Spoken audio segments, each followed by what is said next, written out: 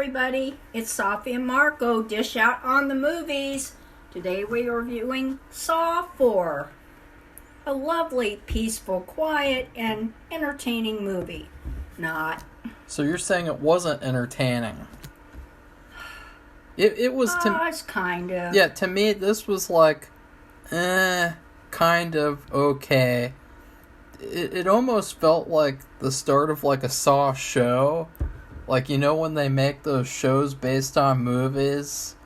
And they're like, this is the series, the new HBO series based on this movie, like that Continental or whatever based off of John Wick. Like, that's what this sort of feels like.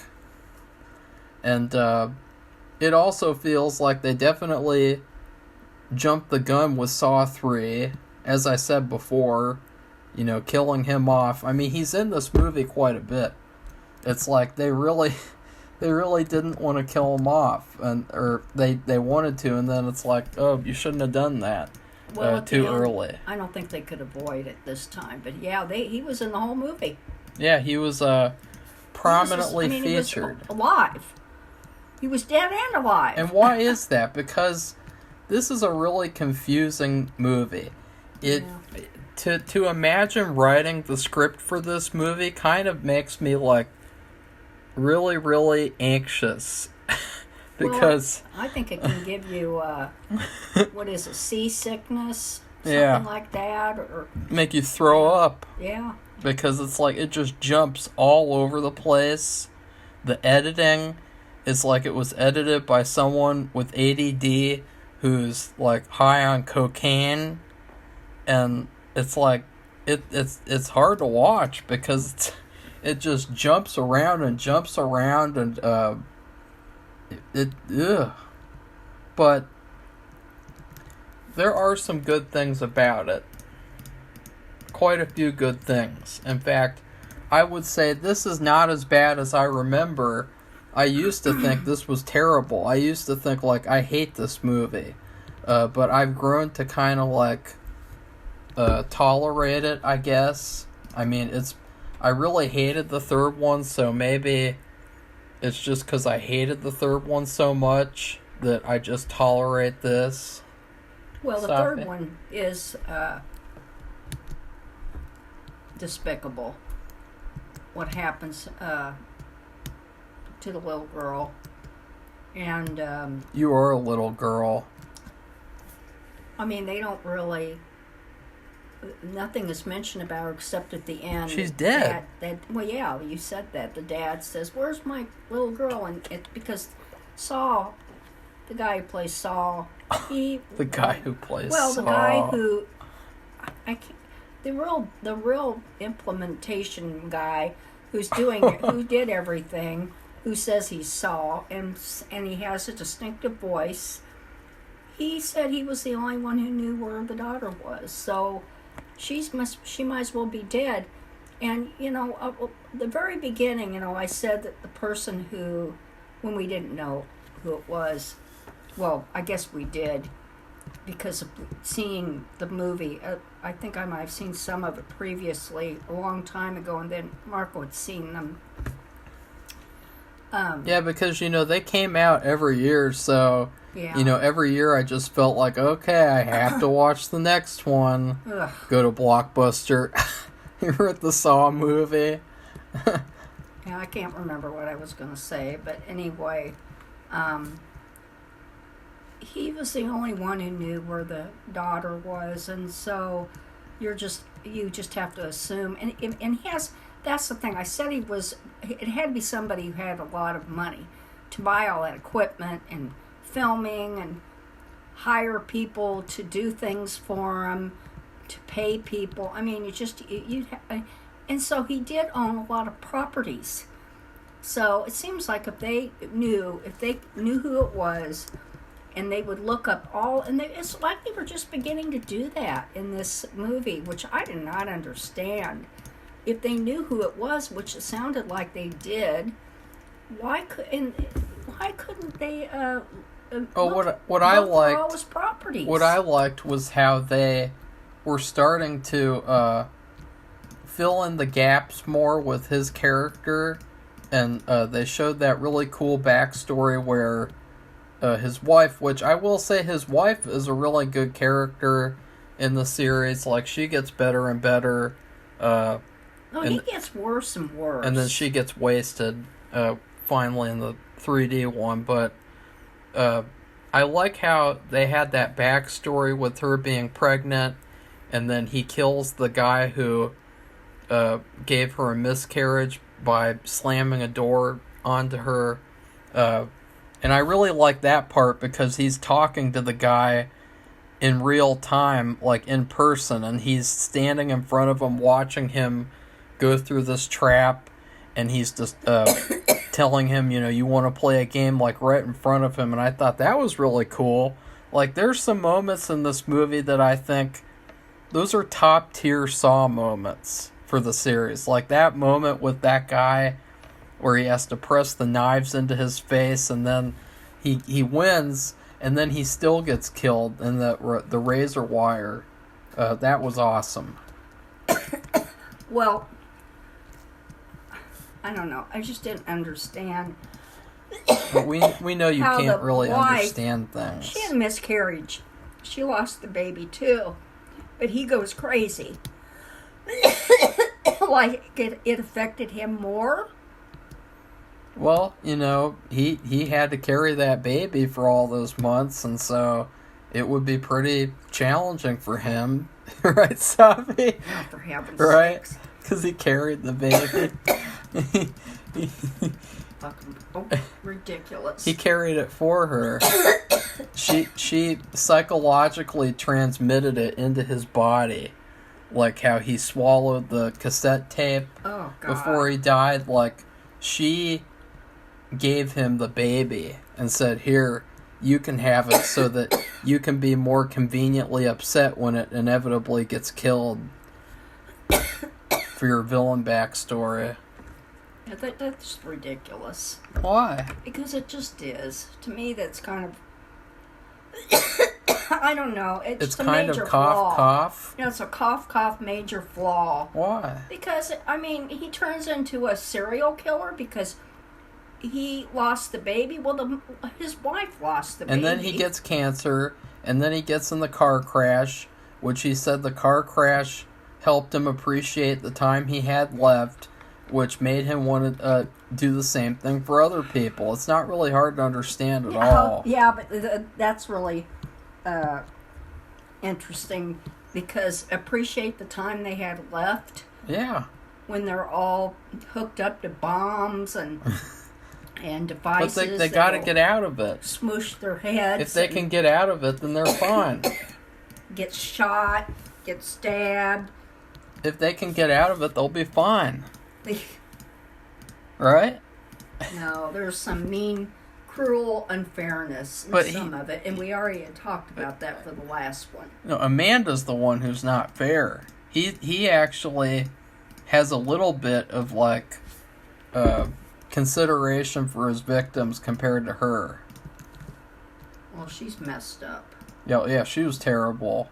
I think she had like Stockholm syndrome or something, where he was her savior or something. I think you have shitty review syndrome because you're so far away from the camera. No, I'm not. So that the audience can't hear you. I'm still standing and Marco's sitting. He's playing a game while he does a review. Yeah, you want to play a game? That's just how crappy these movies are that you can... You want to play a game? You don't really have to think about it too much. But Marco does a good job. This is his thing. Selling his mind, so to speak. And we just do this together because it's good to have like bouncing back and forth between us about the different things that we watch. And but this is why he does so much. This is what he really enjoys to do. No, I make movies, idiot. So, anyways, let's talk about the movie now. Okay.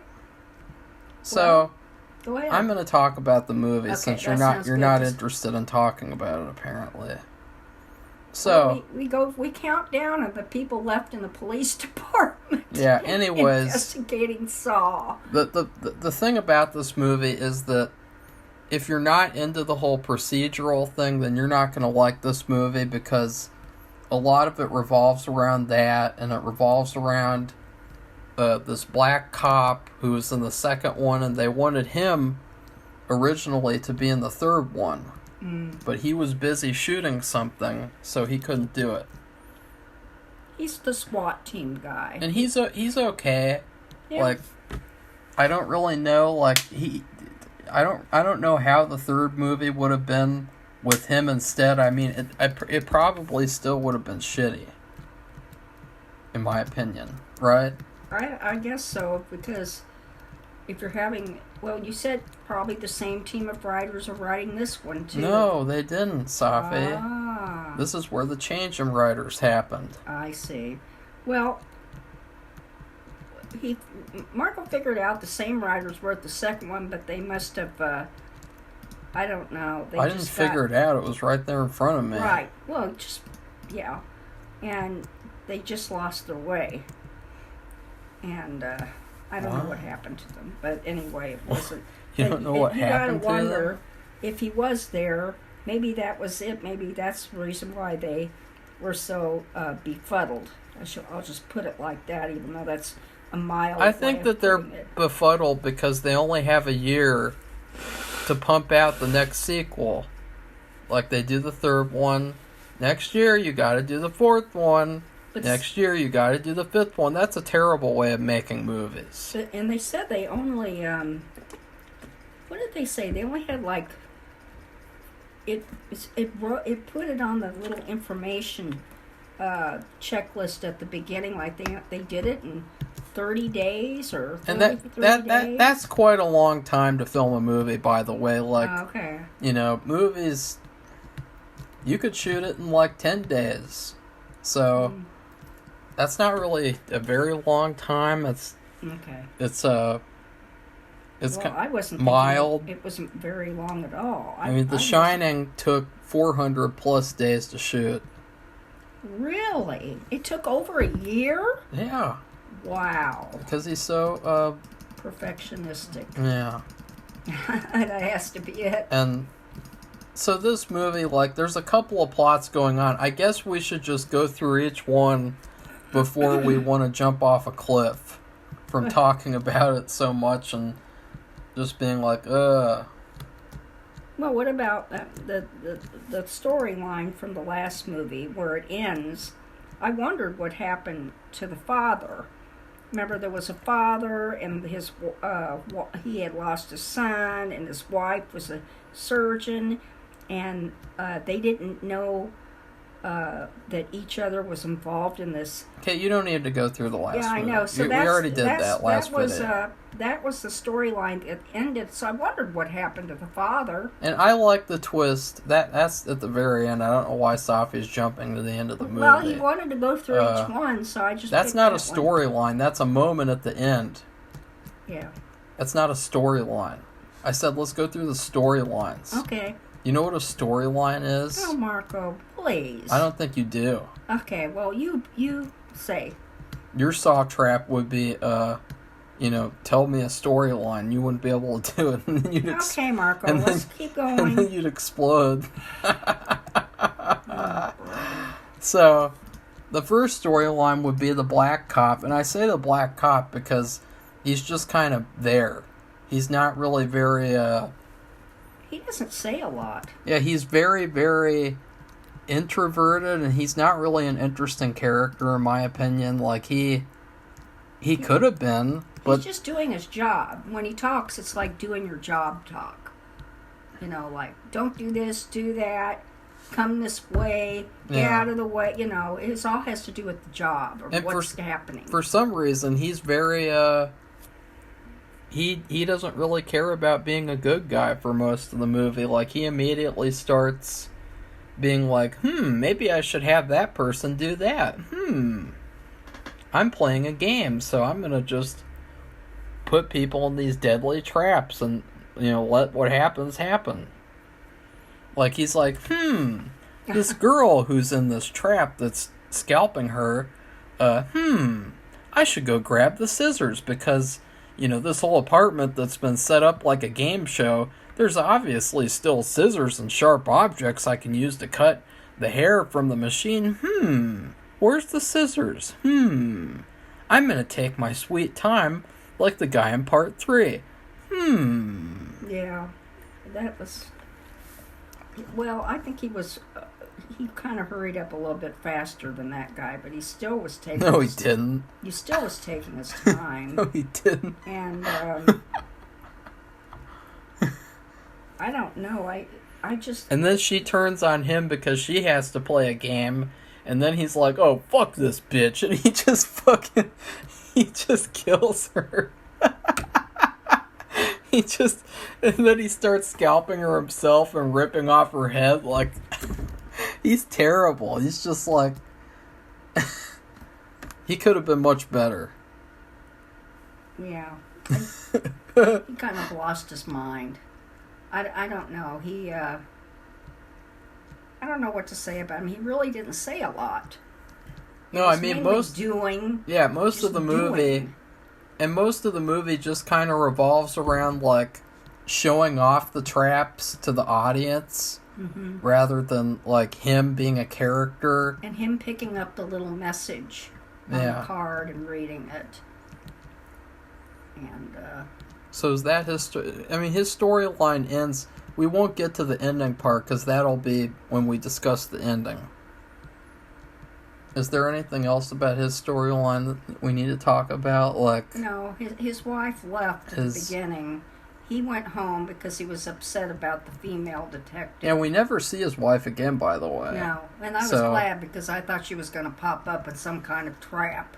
I thought it was sad because I thought it would have been cool to see, like, him save her at least or something. Like, that would have been kind of cool. Well, at the police station, they asked. They were wondering where she was. They were talking about her. Then I was wondering when they brought her up if she was going to be in some trap coming up. So I was kind of actually surprised that she wasn't. Yeah, it would have been cool at least if he saved her, because I'm getting sick of these movies where it's just like nothing good happens at the end, everyone dies. That's not surprising anymore. It was surprising in the second movie, kinda, or whatever, like in the third movie a little bit. Like, it's not surprising just for all the characters to get killed. Like, it's just kind of irritating, because it's like, you spend an hour and 30 minutes watching this movie, and then at the end, no one makes it through, or, it's kind of to be determined. And there's really, I don't even trust that. To me, there's nothing redeeming. Really? I mean, usually... You don't know yet. There's characters that might survive that do. The bad guy is the one who walks away. And, the bad guy. Except for there's another guy who survives. Jigsaw's wife is still around. Oh, well, yeah, but I wouldn't call her the bad guy, except that she's an accomplice. She's a character. She knows about everything. I said that it would be nice for a character or two to survive. And she survives. That guy who comes there at the end survives. So let's talk about the second storyline, which is him. The Strom guy. Let's call him Agent Stromboli. Yeah. Agent Stromboli, his storyline is very just mediocre procedural crap. He's kind of a bad cop. I mean, his interrogation skills are pretty lacking, to say the least. I mean, his interrogation skills are basically, you did something bad, tell me. You're bad. Tell me that you're bad. That's how he interrogates, right, Safi? Yeah, well, what I thought was weird, and I just won't say anything too much about it, but he finds out this clue, and it really is extremely obvious, the clue. And they all have the same, and it was in a picture, and they all have the same pictures, I believe. And why, when you have something so obvious, they miss that, is beyond my comprehension. So. Yeah. I thought that was ridiculous. My favorite part, and probably one of the best parts of the series, is when he's with his partner and they're investigating one of the crime scenes, and his partner walks up to the Jigsaw doll and its face explodes and kills her. I thought that was really, really cool and creepy. Well, that was another thing. The Jigsaw puppet doll thing was propped up in a chair as if it was sitting. And on it, like around its neck or whatever, was the little recorder. So she was suspicious already of it anyway. Yeah. So instead of ripping it off the neck because you wondered, and she did too, of course, or she would have done it, she pressed the button on it and then stepped away. And then it played the recording of what was on it. And then, I don't know what she did. She walked up to it again. I mean, I thought that was stupid. I don't understand. She was suspicious of it. And why wouldn't she have remained suspicious of it? I thought that was stupid. I just don't get it.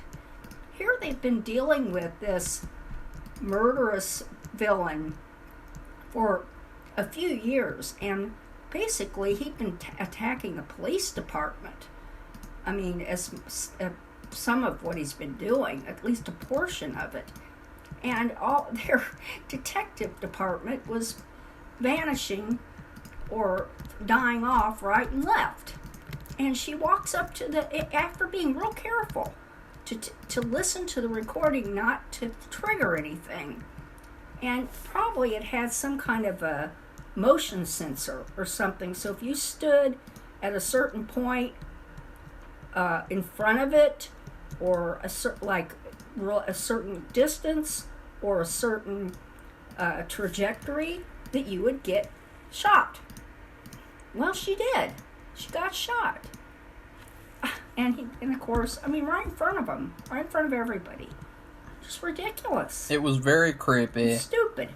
Where it explodes in her face. Very cool. But it wasn't surprising to me. Was it surprising to you? It was surprising because it was cool to see the doll used as a trap in and of itself. Well, because usually it's not. It's just a doll. And in that case, it's not. Like, it's just as simple as that. Well, it just talks, and, it works as a puppet. It's surprising in a cool way. It's like, that's cool. I enjoyed that. I relished that moment where it explodes in her face and kills her. I didn't like that, but because I just thought, how stupid can you get? You think you're a smart cop, and you're going to catch this person, or persons, and you make stupid mistakes like that when you just were careful. I mean, it's like a two-faced coin. Like, one side of the coin was being careful, and then you turned it over, and it's just the opposite, and she did both. I didn't get it. I just don't get it.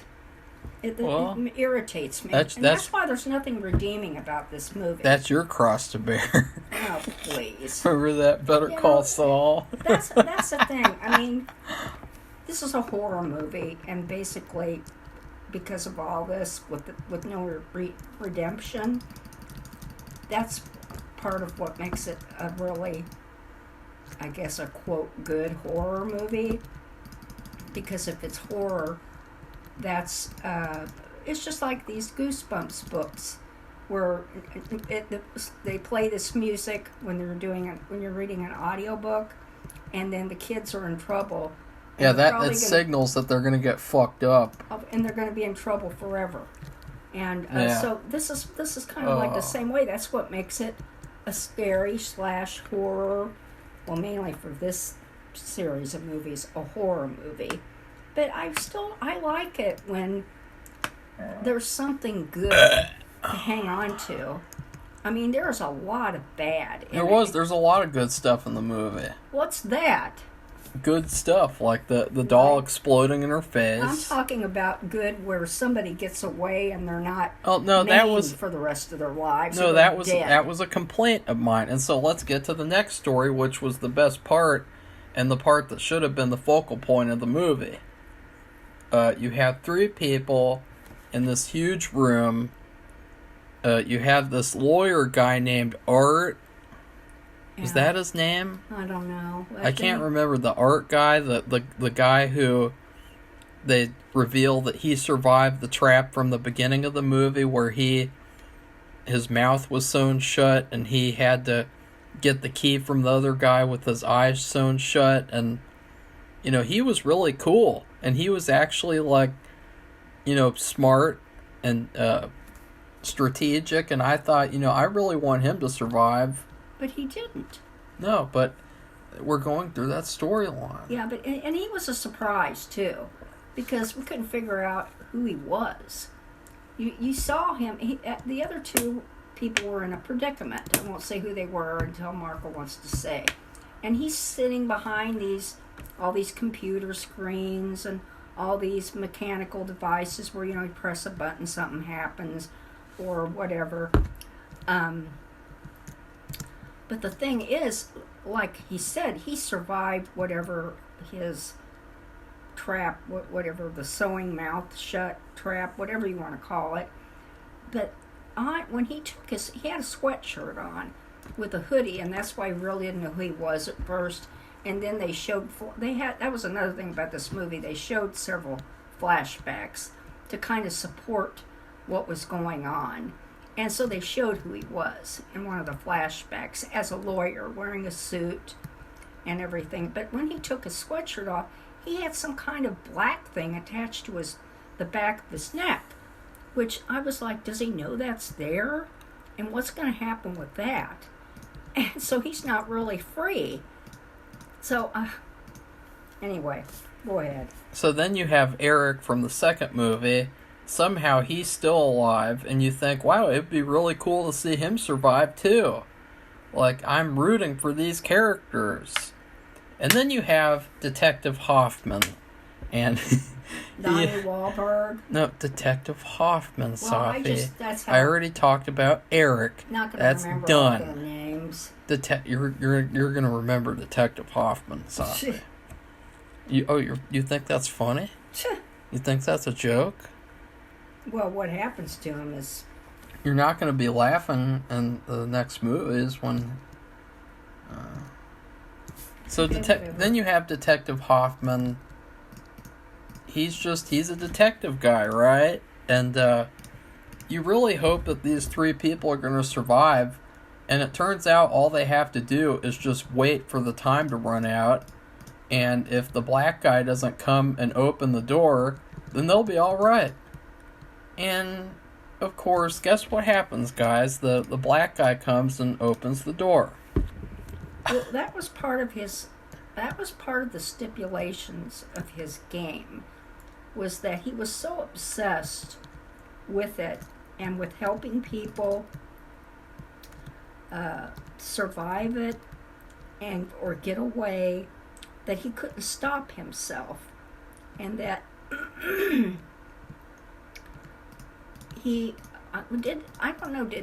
Did Jigsaw tell him to let the time run out? Did Jigsaw tell him? Well, I'm just trying to think of how he worded it, but I guess he worded it to where he should have waited until the time was up. I don't remember, and that's really bad because that's crucial. But apparently he couldn't stop himself, and he had like an obsession. And he mentioned that, and when he listened to these tapes, he said, you're really obsessed with this and helping people and trying to save them, and your obsession is going to could either get in the way of you helping these detectives. Yeah, you're obsessed with being a good cop. Yeah, you're bad. Really. Or you're gonna get him killed. I'm Saw, and I just want to go on killing people. So because I lost my son, I'm mad. My wife had a miscarriage. I'm mad at you for wanting to be a good cop. How dare you? And he was, whatever. Don't do that. You're not appreciating life by letting people die. And so you have those storylines and just jumbling, like. There's so many flashbacks. The editing is so annoying. There's this one hilarious part where the detective is questioning Jigsaw's wife, And for a brief second, like, they show an image of him putting his gun in his mouth for, like, no reason. And it's just, like, out of nowhere, and it's really hilarious. Remember that? No. Did you see that? It was really... I didn't see it. It was just, like, for a split second, he has his gun in his mouth for no reason. I had a hard time with the movie for a little bit. I don't know what was going on. It wasn't working properly. And so when I turned it off for a while, then it started working. I don't know if it was the internet connection or what. But. So then at the end, they reveal that, number one, let's just go through the twists one by one. All these unnecessary, stupid twists. This movie took place during Saw 3.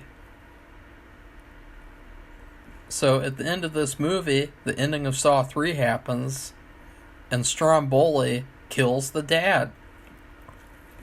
I thought that was kind of cool. That was the only good twist to me because, you know, it's like that guy, he just got fucked up the whole movie, and it's like, oh, obviously he's going to get killed too. And he says, where's my daughter? Where's my daughter? Where's my daughter? Of course, they don't know what he's talking about. That's another thing. They're doing an investigation. You know, the doctor's been kidnapped. Nobody knows where she is. And so they know that she has a daughter and a husband. And you think that because of the Saw, his reputation, what's happened in the past, you think they would be investigating. Where are they? Are they safe? Did they go to the house to see if they were there and if they were safe? I mean, that's another thing. It just, what kind of investigate? I mean, this department is like solely lacking of police skills, investigative skills. Well, they don't have Chris Rock yet. That's why they're lacking. Yeah. Right? I guess. They don't have Ezekiel Bread. So, and another thing is the twist, of course, that the black guy wasn't supposed to enter the room. So then the lawyer gets killed, which sucks. And Eric gets killed. Violently. And then the black guy gets killed. And then it's revealed that Detective Hoffman is the bad guy. And, you know, he's a great bad guy, but, yeah. This ending was just kind of, like, disappointing. Disappointing, just like the third one. That, you know, it would have been so much better if at least one person survived, like the lawyer or something. Or how about the little girl gets saved? Safi, give up on the little girl. Well, that's the third movie. They already decided that at the end of the third movie. She's Not dead. when they shot this movie in the middle of the third. What? They shot this movie after the third, Safi. It takes place retrospectively during the third. Okay, well, I still don't like that. To me, that's really what makes it... Well, that's the third one. The third one sucks. Okay, well... We already established that. Okay. And then, are there any other twists? Oh, yeah, and then Detective Hoffman locks up Stromboli. Safi, Yeah. react to that. Yeah, well, Stromboli. It was a little shocking because why? Because he's bad. He's a bad guy. He's a bad guy, that's why. I mean, to me, all of this torture and the puppet and everything, that's like unique to one person. Really? And the only reason the drug addict woman, Amanda, I think she had like Stockholm Syndrome or something. But Safi, you don't know Detective Hoffman's backstory yet. Well, He's this detective. He's got a scary backstory. I guess so. You'll find out in one of the sequels. I can't remember which one. Oh, okay. Might be the 5th one or the 6th one, and maybe the 7th one. I don't know. I can't remember. God. Whatever. Get off my back about that. Oh, for heaven's sakes. Ow! See, now I can get him because I'm standing back. Okay, I'm not doing anything now. I want to finish. Except I don't know what to give it. In terms of food? Sporadic. I mean, I don't know what you do when you have food that's sporadic. How do you... like popcorn that gets burned in the microwave. We've done that before. Because they tell you to put it in for too long than what you actually need to put it in for. It's been a long time since we've had that happen. I only put it in for 2 minutes and 10 seconds because I've learned. And, I take my corn seriously. My popcorn, I take it very seriously. Yeah, Right, Safi? I don't know. I guess in the past, because it kind of goes with what happens with the time, how important that is. In other words, in an hour and a half, those two guys could either live or die. And he comes in because he has an obsession with saving people. And it's really disappointing. I was rooting for the lawyer and Eric. I was really rooting for them to survive. I thought it would have been so cool, at least for the lawyer or Eric to survive. Well, but he no, won't be back. Can't do that. Can't do that because it's a Saw movie. Yeah. Can't do that. So I'll give it. I'll just go ahead and give my review of Burned Popcorn, which was in the microwave too long, and because of the time, it's not correct on the bag. Well, and let's establish this wasn't a bad movie. No, it wasn't as bad as the last one. It was just okay.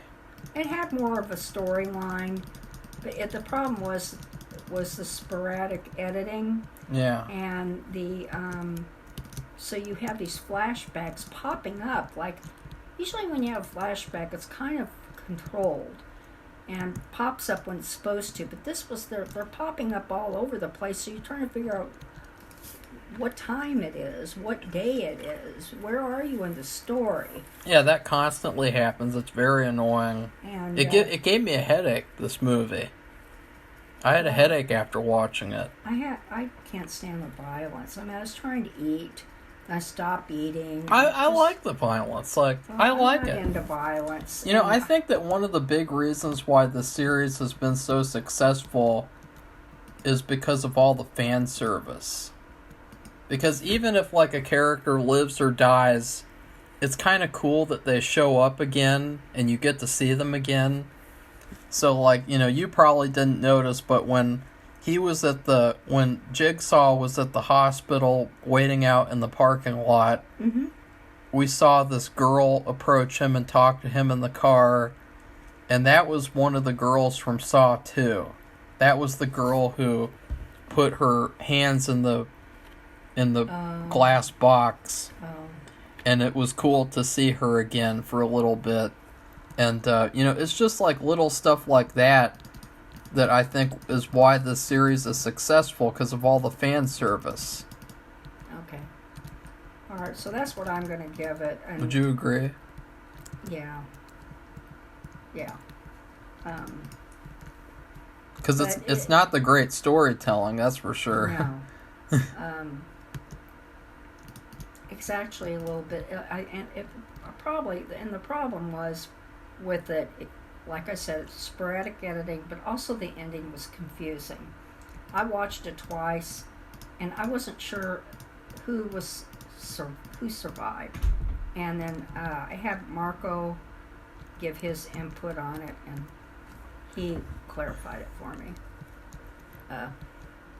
But you go ahead and be sure, and Marco's going to give his review, but I have to do something for a moment and leave the room. But okay. Anyway, don't forget to like this video and become one of our subscribers to give us some feedback, but also provide some of your own opinions about this series or anything else that you want to talk about that has to do with TV or movies. So goodbye, everybody, and here is Marco to give his review of this movie. At the end of this movie, I thought about one frustrating thing, which is vending machines. And, in particular, you go to somewhere with a vending machine with candy poo, and you're like, hey, I want a fucking Reese's Peanut Butter Cup. And you put your money in, and you're waiting for it to come out, and it never comes. And then you're like, what the fuck? and then you put your money in again, and still, it's just pushing slowly forward. It's still not dropping for you. And then you put your money in again, and all of a sudden there's quarters that are jammed up inside the machine. And there was one very frustrating time where me and Safi could not use this vending machine because the coins were stuck. It was very frustrating. And to me, that's what this movie is like. But then, we were able to get a snack from the dollar store. We had to go all the way to the dollar store to get this snack. And it was ridiculous. It's like we should have just been able to use the vending machine. That's kind of like what this movie is like. Like, you really have to scrape the bottom of the ice cream container to get the last remnants of good ice cream. So, yeah, that's what I thought of this movie. I will say that it wasn't as bad as I remember. Like, I used to really hate this movie. I used to say, this is really bad. I just think it's because, like, it's like a show. It's like a Saw show where, you just have to accept it for what it is. It's just like when you watch, like, really bad, like, horror sequels to certain movies, like, maybe the later Nightmare on Elm Street sequels, where those are really goofy and trash. You just got to accept it, and you got to, move on. You can't save every horror series, like the black police guy who, it's too bad for his character. But the character I really felt bad for was his female partner, because Amanda killed her, and, she didn't even have a chance. And I really felt like she deserved her own movie as well. So anyways, that's it. Safi forgot her soda in here. So I think I'm going to have to drink her soda, and she'll never have it again. So goodbye, everybody. See you soon for Saw 5.